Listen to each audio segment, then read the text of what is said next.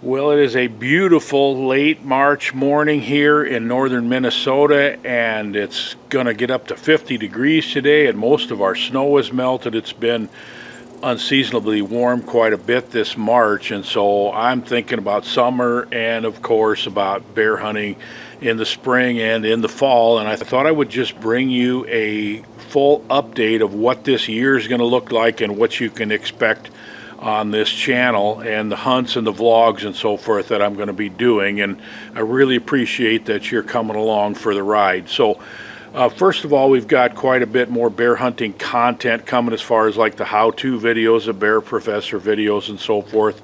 I've got a pretty good list of those videos that I'm going to be bringing to you. I'm going to be updating some of the how-to bear baiting and stuff that I did 5-6 years ago. I'm going to be bringing you some more of that. I'm also going to be bringing you some brief updates on the improvements that I'm making to bear camp to make a better experience for the hunters that are coming to hunt with me. And so that'll kind of be mixed in. But the first really big thing that's going to happen here is going to be the middle of May. I'm going to Canadian Wilderness Outfitters to hunt with Scott Smith, and I'm going to be vlogging that hunt for you. And I've got several of the people who are viewers of this channel that are coming along with me on that hunt. And you may remember that I put out a video a while ago saying that if you wanted to hunt while I'm there, to book this week, and a lot of people did. So it's a full week of me with guys that are viewing this channel, and that should be really fun to meet the people, and hopefully a couple of those guys will video their hunts that I can bring to you on this channel. I'm sure you'll enjoy that. So that's going to be really fun. And so I'm going up there with pretty much an open mind. I'm not sure if I'm going to kind of target a color phase bear or a big bear, or what I always say lately is that I'll know it when I see it. So I don't have any big plans or whatever. I'm just going to go up and enjoy the spring hunt in Manitoba and look over a lot of bears. I'm sure I always do when I go to Scott's at Canadian Wilderness Outfitters. And then the end of May, it's May 31st this year, is the Minnesota Fishing Challenge. It's a tournament that I'm a director of. This is my 10-year anniversary of directing this tournament, and most of you probably don't even know much about this part of my life as a lifelong tournament director for fishing tournaments. Well, the Fishing Challenge is a tournament that's a fundraiser for Teen Challenge, and I have some celebrity anglers involved with me. We've raised millions of dollars to help people go through drug and alcohol rehabilitation, and this is super rewarding for me. It's a lot of work, but like I said, this is my 10th year of running this tournament, and we're trying to break a record we set last year of raising $610,000 for this program. So if you're interested in this in any way, go to fishingchallenge.org. I just thought I would mention that this is something that I do that probably, I don't know if I've ever mentioned it on this channel before, but it's a big part of my life. So that's May 31st this year. Now, after that tournament gets over, I need some decompression time. It's a huge stress, and it's a big thing.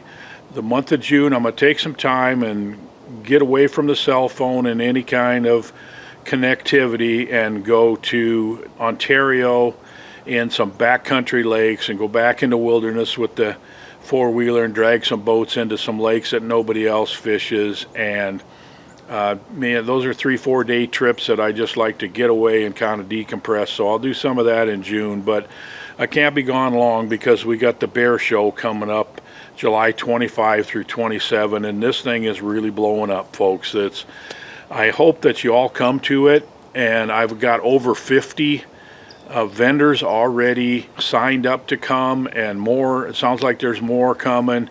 I got great seminars on bear anatomy, on how to find bears and bait bears, and how to skin bears and bear recipes. There's a lot of really good seminars and good speakers. There's vendors that are going to be selling bear hunting stuff. All of your bait sellers are going to be there, sprays and all that type of thing. They're all going to be there, and it's a weekend rendezvous for bear hunters. So feel free to come and camp for the weekend. I'm trying to make this not a sports show where people just kind of walk in and look at the booths and then go home, but like a rendezvous type thing where people sit around the campfire in the evenings and stuff like that.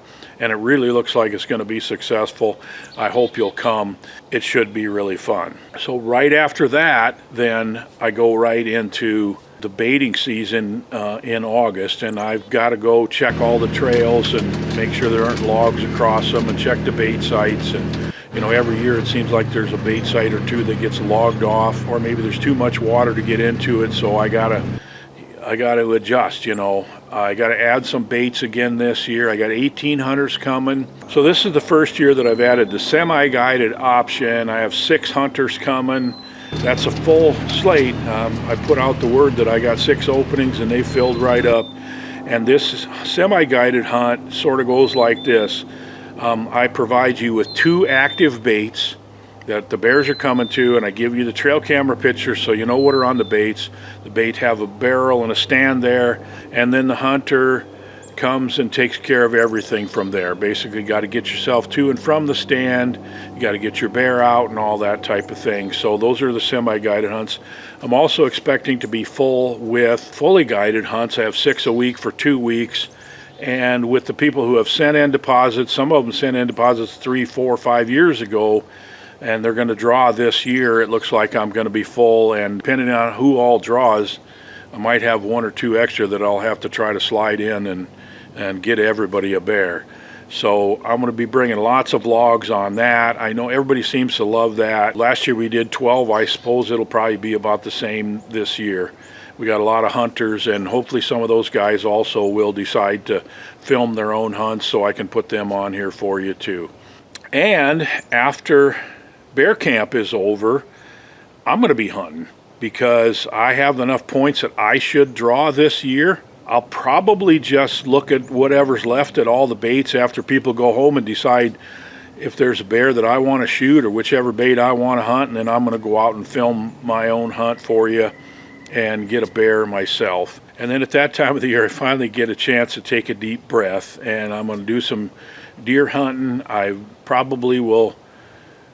might take 1 out-of-state trip this year, but most of my deer hunting will be here at home. I can kill 2 deer right here on my home property.